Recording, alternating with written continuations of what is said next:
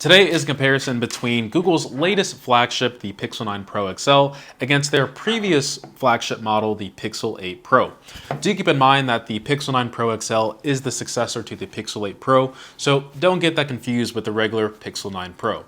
You know what isn't confusing on this channel? Our sponsor, nobody. Kicking things off with build quality, both feel high quality to hold in the hand.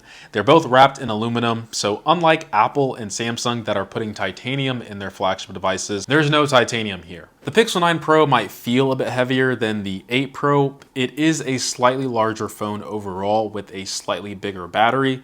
When it comes to the overall design, the 8 Pro has subtle curves that kind of lay into your hand, so the back of the phone feels great, but the overall design of the phone I'm not a fan of, and I was never a fan of the 8 Pro, is because it's in between a curved device and a flat device, and it's like Google really couldn't decide on what it wanted to be. So the display on the front is completely flat, but the rest of the device is kind of blown out and curved. And I would argue that either go with a dedicated curve like we have here on the Pixel 7 Pro, which to me personally is one of my still favorite devices to hold in the hand. Very comfortable, curved throughout, or just go with a completely flat design, mainly a flat design on the Pixel 9 Pro. You don't got to do this in between stuff on the Pixel 8 Pro. So that's probably my biggest complaint and difference between both devices. Regardless, it is personal preference, but my preference in this case would be to go for the Pixel 9 Pro.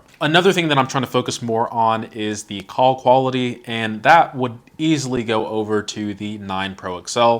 In terms of the antenna, modem, and things of that nature, I haven't noticed too much of a difference, but then again, I do live in an area where 5G millimeter is readily available. I haven't had call drops or cell service randomly start working on either device, but you guys take a listen and hear yourself for the call quality. This is a quick test to check the call quality on the Pixel 8 Pro. I'm speaking at a normal volume, testing how clear and crisp my voice sounds on the other end. The volume is maxed out on the speaker. This is using cell service instead of Wi-Fi calling. This is a quick test to check the call quality on the Pixel 9 Pro XL. I'm speaking at a normal volume, testing how clear and crisp my voice sounds on the other end. The volume is maxed out on the speaker. This is using cell service instead of Wi-Fi calling. They're both Type-C and charging speeds aren't crazy fast like other Android devices, but it's fast enough for me and I would say most people. Google likes to claim that you have all-day battery life, or I should say multiple day battery life, almost up to 100 hours on the Pixel 9 Pro XL, and I think like 72 hours on the 8 Pro, but that is with the extreme battery saver mode on, which I would say people rarely use for the entire duration of their phone. They're probably using that for the last 10%. But if you're using the phone regularly with no battery saver mode, I would say these phones would last you a day, no problem, especially the 9 Pro XL. The 8 Pro, at times, it does have low battery towards the end of the day, but that's assuming I don't charge it at all during the day and have the always on display enabled. And I'm charging my phone at least once throughout the day. So I can easily get through the day with both devices. The display is another major difference and easily goes over to the 9 Pro XL. The 8 Pro isn't a bad display, but the finish they used on it, and like I was talking about earlier, the overall design is just not a great experience when interacting with the device, and the colors seem a bit more washed out. We do have double the contrast ratio, so colors will look more rich, more vibrant, and along with that vibrancy, we have a much brighter display, capping at 3000 nits. So let me go here and just crank up the brightness. So we do have 3000 nits on the 9 Pro XL compared to the 2400 nits on the 8 Pro XL. And HDR content, which I'll show you in a second, the 8 Pro maxes out at 1600 nits and the 9 Pro XL maxes out at 2000 nits. So that should help for better viewing of HDR content. But I'd argue, I don't think a lot of people are watching HDR content, so it's not going to be that useful for many people.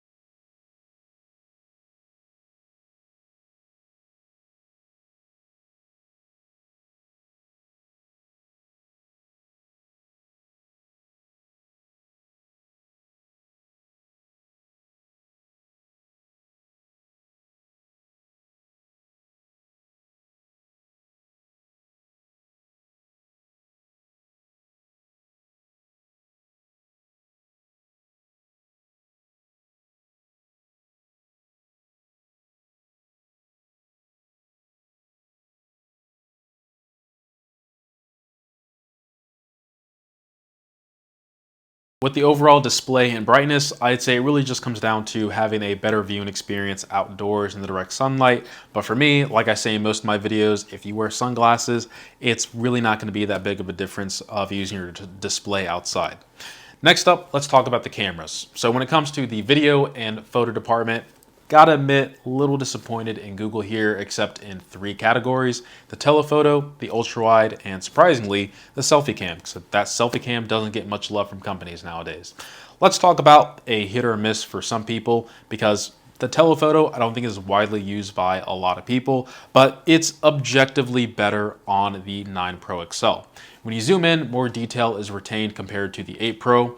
Same goes with the ultra wide, but the camera people use the most is the main camera. And to me, in my testing, it's basically the same. Sometimes I'm actually preferring the photos taken and videos taken on the 8 Pro. The one that I'm happy about the most is the front-facing camera, and that is because Google did a pretty big upgrade to it. It's a 48 megapixel camera, and on top of that, sometimes I would actually prefer using the front-facing camera than the back camera, because the front-facing camera is that good. It's less zoomed out than the 8 Pro as well, so it's easier to get those selfie group shots because it's less zoomed out. People do take a lot of selfies, they do video calls, and you're using the front camera, so happy that Google did an upgrade on the front-facing camera. But enough about the front-facing camera. Let's talk about something else that Google gave us an upgrade to, and that would be the G4 processor. Now, there are improvements with the newer generation, but not by much. If you're doing typical day-to-day things, you're probably not going to notice that much of a difference, if any at all.